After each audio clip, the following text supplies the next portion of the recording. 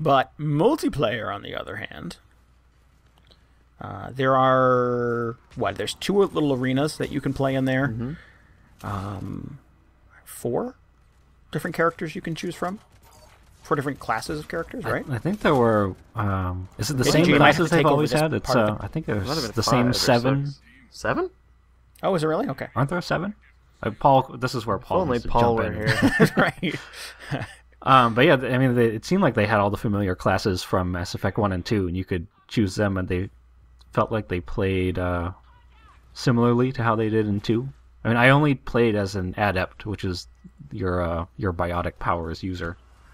But no, they had all the familiar powers and everything. And Paul, I believe, played as a Vanguard, and they had that charge skill from 2. Do you remember which classes you guys tried out? I was an infiltrator. I was an engineer. Oh, okay, so we had a good mix going on. We all played this last week, after it came out. I really should have picked something different, though, because engineer is what I played in Mass Effect 1 and 2, so I should have tried something different for the co-op. Yeah, I actually never played as an adept, just like a pure adept before, so I was having fun with that. I had the dubstep grenade, as we ended up calling it. All right, a brief explanation. There was some power-up thing that DJ kept doing where the lights would go off and it would go whoop, whoop, whoop, whoop, whoop. And I said somebody has a dubstep grenade because it sounded like a breakdown from a dubstep song.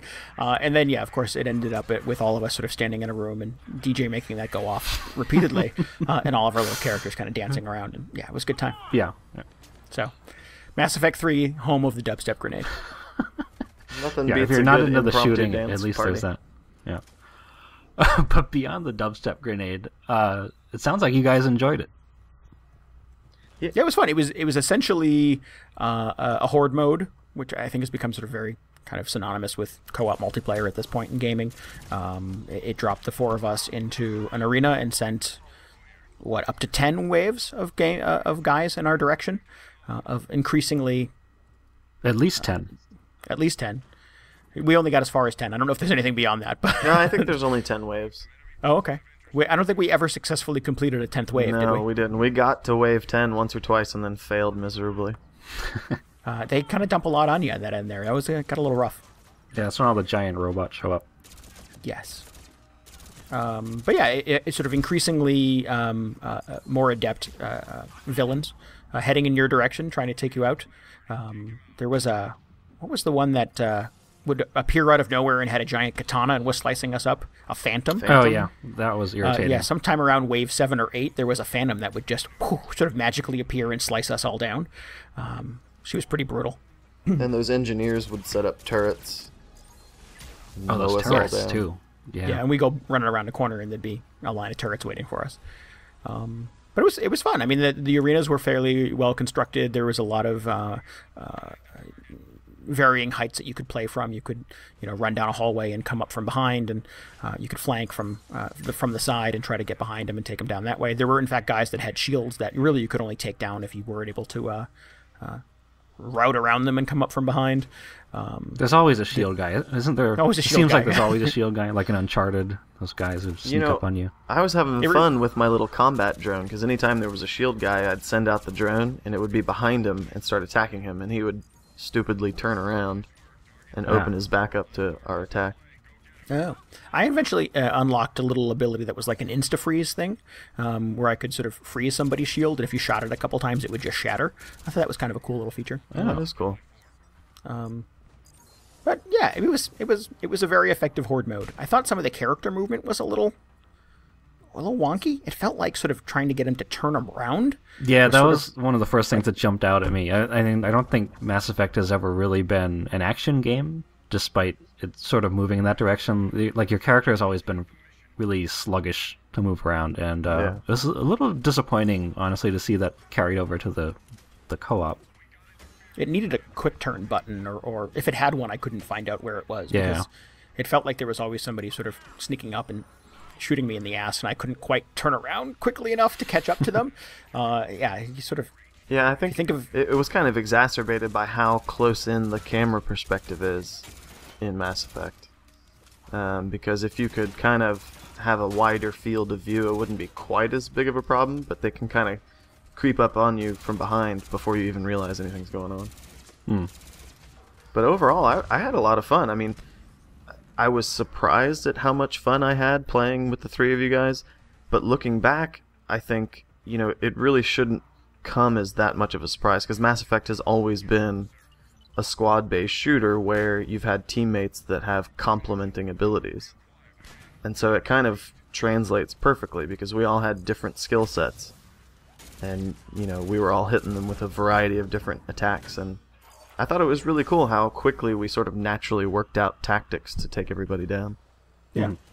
I think it had, now clarify for me, in Mass Effect 1 and 2, you actually could not play those games co-op. I mean, you had a team, and you could pick characters to populate those teams, but the computer controlled them, right? Correct. Right. Oh, okay, so this is the first time you can actually have friends drop in, but it's still not in the main campaign. Right. Yeah, I think the main campaign still doesn't have any sort of co-op. Nope. It's just in this mode. I mean, the biggest difference is, obviously, it's humans instead of AI, and in the single-player campaigns, you've always only had 2 teammates. And so they kind of added in a 4th, and, kind of ramped up the pace of the combat. But not the turning speed, obviously. Yeah, and there's sort of the tropes of a co-op or even an online multiplayer shooter at this point is there was a leveling system which unlocked different abilities, and you collect cash and buy sort of random drops of weapons and things to outfit your characters. So yeah, even in the time that we played, I think probably 4 or 5 matches we played. I think Paul and I did even a 2-person just goof around before you guys got on. I leveled up, I think, 4 times and unlocked a ton of cool new stuff. So I definitely went into the first round really underpowered and got my ass chewed up. But by level 4, I felt pretty badass. So I don't know how far it goes, but just in the 4 waves that I was able to unlock, it was a good time. I like the way they let you plan out your skills. Like, you can level up each skill similar to how it worked in Mass Effect 2, where you put points here and this power develops in this direction or this other direction. They leave it up to you. And that you can change your weapon loadout, and actually the fewer weapons you carry, the faster you can use your special powers, it seemed like. I thought that was a really interesting idea. Yeah, everything had a weight to it, yeah. Yeah, and then one thing that struck me as weird is that the whole level progression and the way you buy items with credits you earn felt a little grindy to me. I don't know if this was hidden somewhere in the demo, but it didn't seem like there was anywhere for you to just buy the Metagel, your healing items, and extra ammo. Because you could bring a few items with you into each game. But it seemed like in order to get those items, you had to drop a pretty huge amount of money on these, not real money, but like the stuff you earn, like your points, on these bundles that were just random. Like, you get random items from these. And that was a little strange to me. Yeah, I wasn't sure if the final game would have like a real store that you could go in and sort of specifically buy the gun or the perk you wanted, or if you were sort of at the mercy of these random bundles. Mm-hmm. I think those come packaged with action figures. Oh. You've got to put them on the little activation pod, and that in turn, you get Spyro the Dragon comes and backs you up. But aside from that, I was pleasantly surprised. It seems like, like you mentioned, horde mode, pretty standard, but very competent. Yeah, totally. I don't know if it would be like my go-to thing, like if I wanted to play multiplayer online at this point. I don't know if I'd be like, hey, let's play Mass Effect. But it's kind of a cool addition that they're just putting on the discs, because I'm definitely buying it for the single player, and it's just kind of a bonus that comes with it at this point. Yeah, that's pretty much exactly how I felt about it as well. It was still not enough for me to convince me to buy the game, but that's probably not a surprise, obviously. No, it's the mentality I have going into it. It's a nice bonus, but it's like I'm not going to try to convince anybody who's not already a fan, oh, you've got to check out this co-op mode. It's not exactly anything new or groundbreaking. Yeah. But it's quite a bit of fun if you're in the right mindset and you got a group of people together. I don't know how much staying power it'll have, months after the game is out. Mm-hmm. Right. If anyone will still be playing it. Paul left a few comments since he can't be here with us tonight. He still had to have a word in on Mass Effect, though. Of course. So Paul says, first of all, he loved the demo. Big surprise. He says, sort of similar to what you just said, Matt. He is not sure about the shelf life, but he is glad that they managed to put in the kind of co-op focus, where you can. I assume he's talking about you can revive your squad mates and your abilities complement each other. Yes. He loved the customization and loadouts as well. And he's glad that Bioware ended up turning out a mode that is of decent quality. Because everybody, if you remember when they first announced this, was really paranoid that they're like, oh, they're adding in Mass Effect, or they're adding in multiplayer to Mass Effect, and it's going to compromise the story mode, and it's just going to be this throwaway thing. But no, it's kind of a separate mode, independent of the main storyline with Shepard, and he says they pulled it off without ruining what makes Mass Effect 3 so wonderful. So a good positive outlook from Paul on this. Definitely. Yeah, and it sounds like they're actually integrating it in a way where it will positively affect your single player experience, but not so much that it would throw off the balance of someone who's not going to play co-op. Mm-hmm. It's not going to be like a win button or anything, but it is going to sort of build. What do they call it? Galactic readiness, I think. Mm-hmm. I'm assuming that's similar to in Mass Effect 2, like if you hadn't completed enough of the side missions by the end of the game, right, like bad things would happen. Exactly. So they're kind of tying it into that a bit.